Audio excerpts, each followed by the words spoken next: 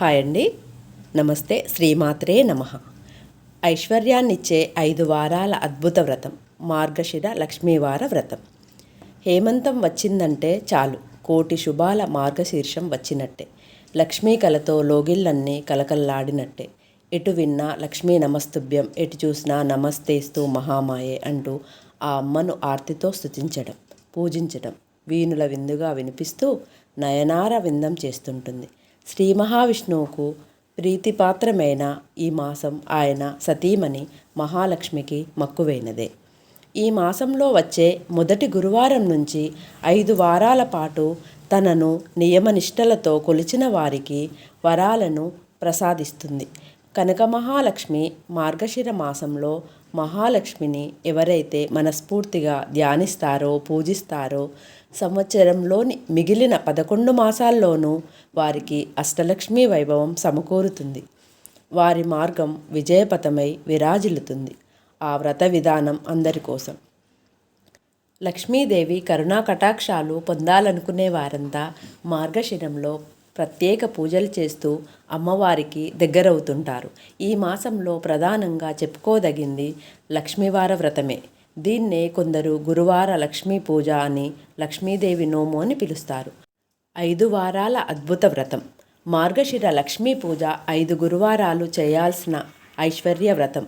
ఈ నెలలో కనుక 4 లక్ష్మీవారాలు వస్తే 5వ వారంగా పుష్యమాసం తొలి గురువారం నాడు కూడా నోము నోచుకోవాలి. వ్రత విధానం: ముందుగా ప్రాతకాలాన నిద్రలేచి తలారా స్నానం చేసి ఇంటి ముంగుట రంగవల్లులు దిద్దుకోవాలి. లక్ష్మీదేవి ప్రతిమను పూజామందిరంలో ప్రతిష్ఠించుకోవాలి. దేవి కొలువున్న ప్రదేశాన్ని పూలతో, బియ్యపిండితో వేసిన ముగ్గుతో అలంకరించాలి. మహాగణపతి పూజలో వ్రతం మొదలవుతుంది. విఘ్నేశ్వర అర్చన అనంతరం మహాలక్ష్మికి షోడశోపచార దార పూజ నిష్టగా నిర్వహించాలి. హిరణ్యవర్ణాం హిరణీం సువర్ణ రజత స్రజాం అంటూ ప్రార్థన చేసి అమ్మవారిని ఆవాహన చేసుకోవాలి.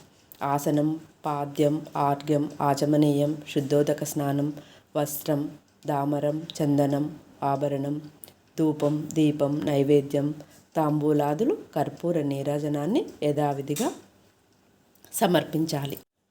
ఓం మహాలక్ష్మీ చ విద్మహి విష్ణుపత్నీ చ ధీమహి తన్నో లక్ష్మీ ప్రచోదయాత్ అంటూ లక్ష్మీ గాయత్రి పఠిస్తూ అమ్మవారికి మంత్రపుష్పాన్ని సమర్పించాలి.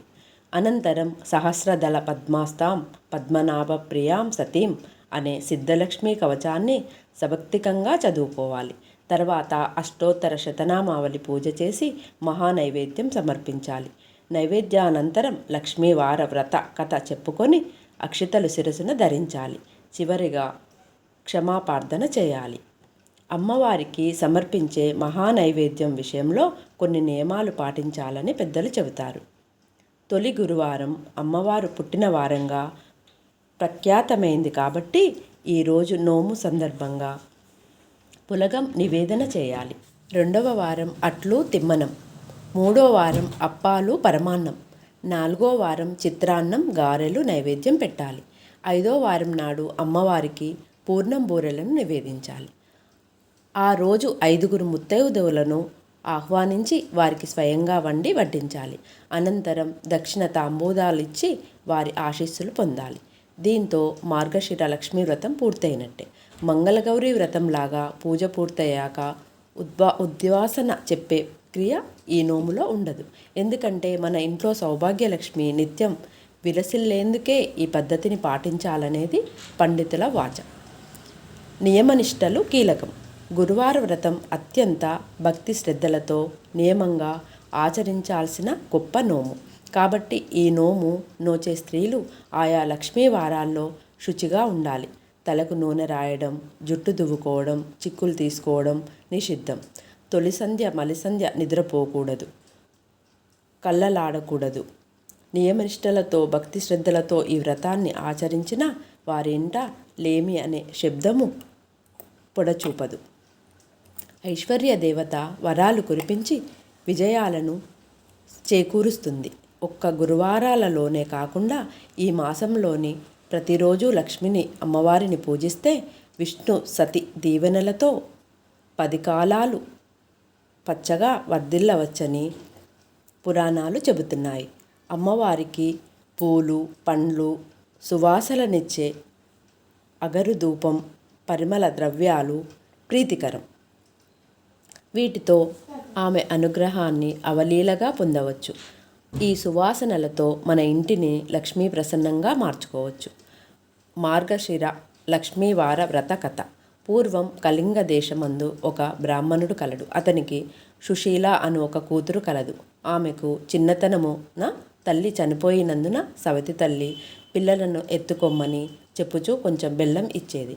ఆ సుశీల సవతి పిల్లలను ఆడించుచూ ఇంటి వద్ద సవతి తల్లి మార్గశిర లక్ష్మీ పూజ చేయుట చూసి ఆమె కూడా మట్టితో మహాలక్ష్మి అమ్మవారిని చేసి జిల్లేడు పూలతోనూ ఆకులతోనూ పూజ చేసి ఆడుకోమని ఇచ్చిన బెల్లం నైవేద్యం పెట్టుచూ ఆడుకునేది సుశీల. ఇలా కొన్నాళ్లకు సుశీలకు వివాహమైంది. అత్తవారింటికి పోవుచూ తాను తయారు చేసుకున్న లక్ష్మీదేవి మట్టి బొమ్మను తీసుకువెళ్ళింది. ఇలా వెళ్ళిన వెంటనే కన్నవారు నిరుపేదలు అయిన ఈమె ఇంట మహదైశ్వర్యం అనుభవిస్తున్నారు. పుట్టింటి వారు కటిక దరిద్రులు అయిన సంగతి తెలుసుకొని సుశీల చాలా బాధపడుతుంది.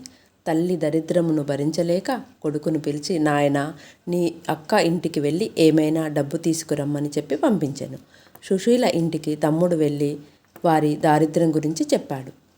దరిద్రమును తెలుసుకున్న ఒక కర్రను దొల్పించి దాని నిండా వరాహాలు పోసి అతనికి ఇచ్చింది. ఆ చిన్నవాడు కర్రను పట్టుకుని వెళ్తుండగా దారిలో కర్ర వదిలి వెళ్ళిపోయాడు. ఆ కర్ర ఎవరో తీసుకొని వెళ్ళిపోయారు. ఇంటికి వెళ్ళిన కొడుకుని తల్లి, ఏమి తెచ్చావు అని అడగగా, ఏమీ తేలేదని చెప్పాను. మన దరిద్రం ఇంతే అని అనుకున్నారు. కొంతకాలం తర్వాత సుశీల తమ్ముని పరిస్థితిని అడిగి తెలుసుకున్నది. వారి దరిద్రంలో ఎటువంటి మార్పు రాలేదని తెలిసి ఒక చెప్పుల జతని తెప్పించి వాటిలో వరాహాలు పోసి కుట్టించి వాటికి గుడ్డ చుట్టి తమ్మునికి ఇచ్చి అది తీసుకొని వెళ్ళి తండ్రికి ఇమ్మని చెప్పాను.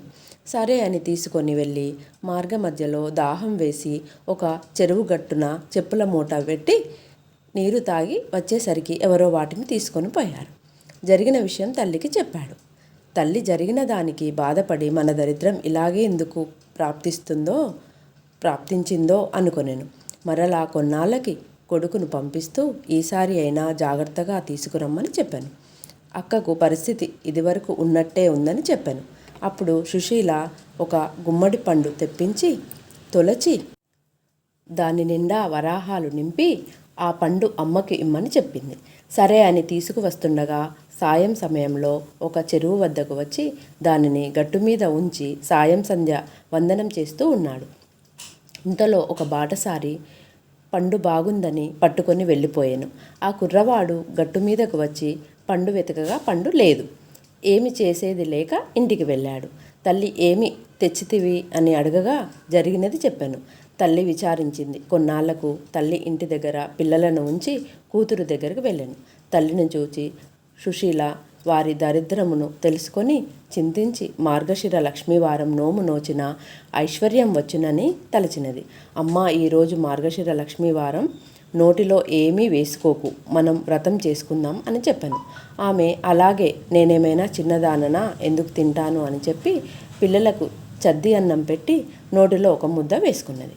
కూతురు వచ్చి, అమ్మా స్నానం చెయ్యి, మనం వ్రతం చేసుకుందాం అంది.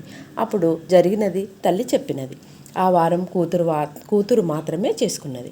రెండవ వారం వ్రతం చేసుకుందాం అనుకున్నది. అప్పుడు పిల్లలకు తలకు నూనె రాస్తూ తాను కూడా రాసుకున్నది. ఆ వారం కూడా వ్రతం వీలు కాలేదు. మరుసటి వారం అమ్మ ఈసారైనా జాగ్రత్తగా ఉండమని చెప్పినది. పిల్లలకు తలదువ్వుతూ ఆమె తలదువ్వుకొని వ్రతం చేయలేకపోయింది. కూతురు మాత్రమే చేసుకున్నది. 4వ వారం ఈసారి అయినా చాలా జాగ్రత్తగా ఉండమని చెప్పి సుశీల తల్లి ఈ పని చేయకుండా ఉండడానికి ఒక గోతిలో కూర్చోబెట్టినది. పని అయిపోయిన తర్వాత అమ్మను తెచ్చుకొని వచ్చి స్నానం చేస్తే పూజ చేసుకుందాం అని పిలవగా తల్లి పిల్లలు అరటిపండు తిని నేను కూర్చున్న చోట అరటితోలు వేశారు, నేను తోచక అది తిన్నాను అని చెప్పింది.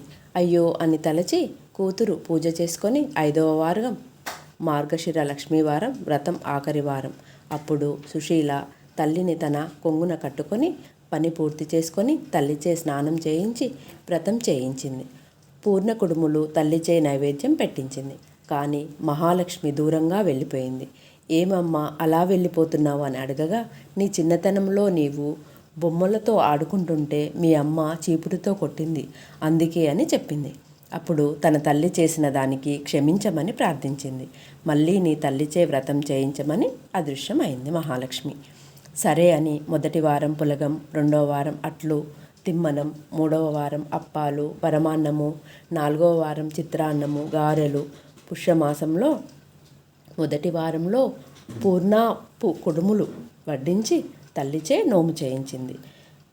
కథ అక్షంతలు తల మీద వేసుకున్నారు. అప్పటి నుండి ఆమెకు సకల సంపదలు కలిగి ఆద్యమందున విష్ణులోకమునకు వెళ్ళెను.